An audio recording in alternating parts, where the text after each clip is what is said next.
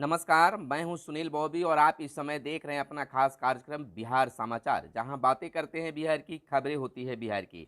बिहार के खबरों के साथ साथ देश दुनिया में क्या कुछ चल रहा है, तमाम खबरों से आपको कराते हैं अपडेट। आज दशहरा पर्व है। दशहरा पर्व के अवसर पर अपने तमाम व्यूवर्स को हार्दिक बधाई और शुभकामनाएं। खुश रहिए, आनंदित रहिए और माँ दुर्गा की आराधना से आपका पूरा परिवार खुशमय रहे। तो बिहार की पहली और बड़ी खबर बताने से पहले आपसे आग्रह है कि आप अगर अब तक हमारे चैनल को आपने सब्सक्राइब नहीं किया होगा तो चैनल को सब्सक्राइब कर लीजिएगा। तो दशहरा पर्व को लेकर एक बड़ी खबर निकल कर सामने आ रही कि जहां बड़े बड़े पंडाल बिहार में बनाए गए, वहीं बारिश ने लोगों को खलल डाला है। माता के दरबार पहुंचने में काफ़ी कठिनाई हुई है, फिर भी श्रद्धा पर भारी नहीं पड़ पाया बारिश। बारिश भी होता रहा है और श्रद्धालु माता के दरबार तक पहुंचते रहे। पटना के कई चौराहों पर बड़े बड़े पंडाल बनाए गए हैं, जहां बिहार के मुख्यमंत्री नीतीश कुमार ने विभिन्न पूजा पंडालों में जाकर माता के दर्शन किए। वहीं नेता डिप्टी सीएम तेजस्वी यादव ने भी पूजा पंडालों तक जाकर माता का दर्शन किया। और दूसरी बड़ी खबर बता देते हैं कि पटना हाई कोर्ट का बड़ा फैसला, नगर निकाय चुनाव पर लगी रोक, ओबीसी को दिया गया आरक्षण कानून के तहत गलत, कोर्ट ने बताया। ओबीसी को दिया गया आरक्षण कानून के तहत गलत है। आपको बताते चले कि पटना हाई कोर्ट ने दशहरा पर्व के छुट्टी के दौरान नवमी के दिन नगर निकाय चुनावों में ओबीसी को आरक्षण देने के मामले पर 86 पन्ने का अपना फैसला दिया। कोर्ट ने राज्य चुनाव आयोग को आदेश दिया है कि ओबीसी के लिए आरक्षित सीटों को अनारक्षित सीट घोषित कर चुनाव की अधिसूचना जारी करे। कोर्ट ने कहा है कि नगर पालिका के चुनाव में ओबीसी को दिया गया आरक्षण कानून के तहत गलत है। आरक्षण देने के पूर्व सुप्रीम कोर्ट के 2010 में दिए गए फैसले को नज़रअंदाज कर दिया गया है, जबकि राज्य सरकार ने सुप्रीम कोर्ट के फैसले को मानने की बात कही है। बीते दिन मुख्य न्यायाधीश न्यायमूर्ति संजय करोल तथा न्यायमूर्ति एस कुमार की खंडपीठ ने 17 मामले पर सुनवाई के बाद अपने आदेश में माना कि राज्य सरकार ने सुप्रीम कोर्ट के फैसले के तहत बगैर ट्रिपल टेस्ट के ही ओबीसी के आरक्षण दिया, जबकि आरक्षण देने के पूर्व राजनीतिक रूप से पिछड़ेपन वाली जातियों को चिन्हित किया जाना था। सरकार ने ऐसा नहीं कर सीधे आरक्षण दे दिया। कोर्ट ने ओबीसी को आरक्षण दिए जाने पर चुनाव आयोग के कार्यकलापों पर तीखी टिप्पणी करते हुए कहा कि राज्य सरकार के प्रभाव में आरक्षण दिया गया है। इधर हाई कोर्ट के फैसले पर भड़के उपेंद्र कुशवाहा, आंदोलन की दी चेतावनी। जदयू संसदीय बोर्ड के अध्यक्ष उपेंद्र कुशवाहा ने अपने कुछ वीडियो के जरिए भाजपा पर आरोप लगाया है। उन्होंने कहा है कि कोर्ट का ये फैसला केंद्र सरकार और भाजपा की गहरी साजिश का परिणाम है। बिहार में होने वाले नगर निकाय चुनाव पर पटना हाईकोर्ट के फैसले सुनाते हुए रोक लगा दी है। कोर्ट ने साफ तौर पर कहा है कि नियमों के मुताबिक स्थानीय निकायों में ओबीसी को तब तक आरक्षण नहीं दिया जा सकता है जब तक कि सरकार सुप्रीम कोर्ट द्वारा 2010 में रखी गई 3 शर्तों को पूरा नहीं करती है। हाईकोर्ट के इस निर्णय के बाद बिहार में सियासी हलचल तेज हो गई है। कोर्ट का फैसला आने के बाद उपेंद्र कुशवाहा ने ट्विटर पर एक वीडियो जारी किया। इस वीडियो में उन्होंने कोर्ट के फैसले को दुर्भाग्यपूर्ण बताया है। जदयू संसदीय बोर्ड के अध्यक्ष उपेंद्र कुशवाहा ने अपने इस वीडियो के जरिए भाजपा पर आरोप लगाया है कि उन्होंने कहा है वीडियो के माध्यम से कि कोर्ट का यह फैसला केंद्र सरकार और भाजपा की गहरी साजिश का परिणाम है। उपेंद्र कुशवाहा ने कहा है कि अगर केंद्र सरकार ने सही वक्त पर जातीय जनगणना करवा ली होती तो आज ऐसी नौबत नहीं आती। उन्होंने भाजपा पर आरोप लगाते हुए कहा है कि बीजेपी ने जानबूझकर प्रक्रिया को फाइनल नहीं किया है। उपेंद्र कुशवाहा ने केंद्र सरकार और भाजपा पर पिछड़ा और अति पिछड़ा विरोधी होने का भी आरोप लगाते हुए कहा है कि इस फैसले के खिलाफ आंदोलन किया जाएगा। उन्होंने कहा है कि पार्टी शीघ्र ही आंदोलन के कार्यक्रम की घोषणा करेगी। उन्होंने कोर्ट के इस फैसले को दुर्भाग्यपूर्ण बताते हुए इसे केंद्र और बीजेपी की गहरी साजिश भी बताया है। उपेंद्र कुशवाहा की इस बात का पलटवार करते हुए भाजपा नेता सुशील कुमार मोदी ने भी जातिगत जनगणना का नगर निकाय चुनाव से कोई संबंध नहीं है।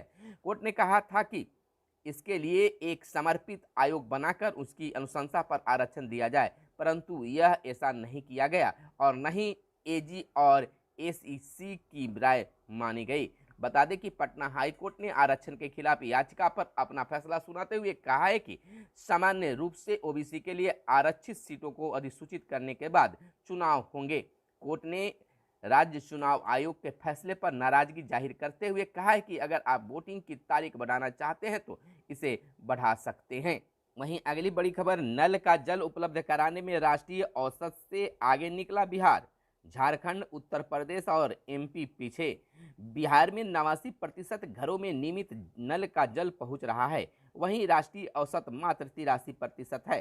केंद्र सरकार ने 712 जिलों में 13,299 गांव में जाकर 3 लाख परिवारों के बीच यह सर्वे किया है, जिसके बाद बिहार में देखा गया है कि जलापूर्ति पहुंचाने में कई बड़े राज्यों से बेहतर है। आपको बताते चले कि पेयजल एवं स्वच्छता विभाग, जल शक्ति मंत्रालय ने 2021-22 का ग्रामीण जलापूर्ति के क्रियाशीलता रिपोर्ट के मुताबिक बिहार नल जल पहुंचाने में राष्ट्रीय औसत से आगे निकल गया है।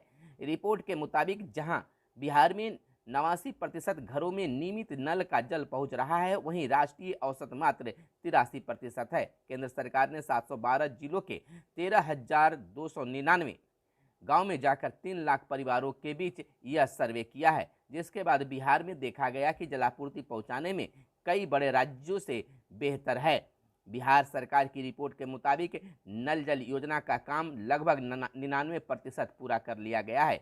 97% घरों को शुद्ध पानी मिल रहा है और 84% परिवारों को हफ्ते में 7 दिन पानी दिया जा रहा है। अब पीने के पानी की किल्लत बिहार में नहीं है। अगली बड़ी खबर मौसम को लेकर है। मौसम विभाग के अनुसार आज दशहरा के दिन भी होगी बारिश। घूमने जाने से पहले जान ले कुछ जरूरी चीज़ों को। बिहार में हर्षोल्लास के साथ मां शक्ति की उपासना में लोग लीन हैं। आज दशमी है, वहीं इन सब के बीच मौसम विज्ञान केंद्र पटना ने राजधानी समेत प्रदेश के अन्य जिलों में अगले 2 दिनों तक बारिश और तेज हवा के लेकर अलर्ट जारी किया है। आपको बताते चले कि मौसम विज्ञान केंद्र पटना के अनुसार राजधानी पटना समेत प्रदेश के अन्य जिलों में अगले 2 दिनों तक बारिश को लेकर अलर्ट जारी किया है। इसी प्रकार के मौसम का मिजाज बना रहेगा। दशहरा के दिन राजधानी समेत प्रदेश के 17 जिलों में मेघ गर्जन के साथ हल्की वर्षा के आसार हैं, जबकि प्रदेश के 2 जिलों के में पश्चिमी चंपारण, गोपालगंज जिले में भारी वर्षा की चेतावनी जारी की गई है। वहीं मौसम विज्ञान केंद्र की माने तो 5 अक्टूबर तक प्रदेश के अधिसंख्य जिलों में अच्छी वर्षा होने के आसार हैं। इस दौरान 10 से 12 किलोमीटर प्रति घंटा के रफ्तार से हवा चलने के भी आसार हैं। वहीं मौसम विभाग के अनुसार नवरात्रि के बाद मौसम में थोड़ा बदलाव होगा, सोना शुरू हो जाएगा। इसके साथ ही लोगों को ठंड भी महसूस होने लगेगी। अक्टूबर महीने से ही कुहासा भी पड़ने लगेगा। हालांकि अभी भी हल्का कुहासा नजर आने लगा है। दिवाली के बाद प्रदेश में ठीक ठाक ठंड पड़ने लगेगी। 20 नवंबर के बाद से ग्रामीण इलाकों में कोहरा दिखने लगेगा। पटना के गांधी मैदान में आज जलेगा बुराई का रावण। गांधी मैदान में 67 साल से हो रहा है आयोजन। पटना के ऐतिहासिक गांधी मैदान में लगातार वर्ष 1954 से दशहरा महोत्सव और रावण दहन कार्यक्रम बिना रुके किया जा रहा है। हालांकि पिछले 2 साल कोरोना ने रावण दहन कार्यक्रम पर ब्रेक लगा दिया था। 2 साल बाद यह पहला मौका होगा जब इसकी भव्य तैयारी की गई है। आपको बताते चले कि पटना में विजयादशमी का अपना खास महत्व रहा है। यहाँ के ऐतिहासिक गांधी मैदान में लगातार वर्ष 1954 से दशहरा महोत्सव और रावण दहन कार्यक्रम बिना रुके किया जा रहा है। हालांकि पिछले 2 साल कोरोना ने रावण दहन कार्यक्रम पर ब्रेक लगा दिया था। 2 साल बाद यह पहला मौका होगा जब इसकी भव्य तैयारी की गई है। इस बार सबसे बड़ी खासियत यह होगी कि पहली बार विजयादशमी पर प्रदूषण का ख्याल रखते हुए इको फ्रेंडली रावण दहन किया जाएगा। 5 अक्टूबर यानी आज बुधवार को पटना के ऐतिहासिक गांधी मैदान में विजयादशमी की तैयारी अपने अंतिम चरण में देखा गया है। अगली बड़ी खबर शिक्षा विभाग से। बिहार के स्कूलों में भरे जाएंगे तमाम खाली पद। 19,263 विद्यालय सहायक एवं परिचारियों की होगी सीधी भर्ती। विद्यालय सहायक एवं विद्यालय परिचारी के स्वीकृत पदों पर सीधी नियुक्ति के लिए नियोजन की प्रक्रिया शुरू करने से पहले कैबिनेट से जल्द ही मंजूरी ली जाएगी। वर्तमान में इन पदों पर केवल अनुकंपा से नियुक्ति चल रही है। आपको बताते चले कि राज्य के माध्यमिक शिक्षा के तहत जिला परिषद एवं विभिन्न नगर निकायों के तहत स्वीकृत पद का 50% नियुक्ति अनुकंपा से की जानी है। पदों को नियोजन के आधार पर भरा जाएगा। शिक्षा विभाग ने इसकी तैयारी कर ली है। इसके लिए पद सृजित किए जाएंगे। आपको बता दें कि नियोजन की प्रक्रिया भी क्या होगी। विद्यालय सहायक और विद्यालय परिचारी के स्वीकृत पद पर सीधी नियुक्ति के लिए नियोजन की प्रक्रिया शुरू करने से पहले कैबिनेट ने जल्द ही मंजूरी ली जाएगी। वर्तमान में इन पदों पर केवल अनुकंपा से नियुक्ति चल रही है। आपको बता दें कि जानकारी जो प्राप्त हुई है, प्रदेश के उत्क्रमित 6421 +2 विद्यालयों में विद्यालय परिचारी और विद्यालय सहायक के पदों पर नियुक्ति का प्रस्ताव तैयार कर लिया गया है। प्रत्येक उत्क्रमित स्कूलों को 2-2 परिचारी और एक-एक विद्यालय सहायक का पद सृजित किया जा रहा है। इस तरह इन दोनों पदों के लिए कुल 19,263 पद स्वीकृत किए जाएंगे। इधर बिहार में किसानों की आय दोगुनी करने की दिशा में काम करेगी सरकार। नई तकनीक से खेती पर दिया जाएगा जोर। नए कृषि मंत्री कुमार सर्वजीत ने बताया कि बिहार की जो भौगोलिक स्थिति है, इसमें कहीं सुखाड़ तो कहीं बाढ़ से किसान पीड़ित जो होते हैं, किसानों की फसल बर्बाद हो जाती है। ऐसे में उनकी भरपाई के लिए स्पेशल पैकेज की व्यवस्था की जाएगी। तो यह थी आज की प्रमुख हर छोटी बड़ी खबरें जो आपको बताना जरूरी है। तो चलते चलते दशहरा पर्व को एक बार फिर से आप तमाम व्यूअर्सों को हार्दिक बधाई और शुभकामनाएं। आप मजे लीजिए, माँ दुर्गा की दर्शन कीजिए और अच्छे से जीवन बिताइए। तो आज खबरों में इतना ही, फिर मिलते हैं अगले वीडियो में। तब तक के लिए चाहिए इजाजत। धन्यवाद। जय हिंद, जय भारत, वंदे मातरम।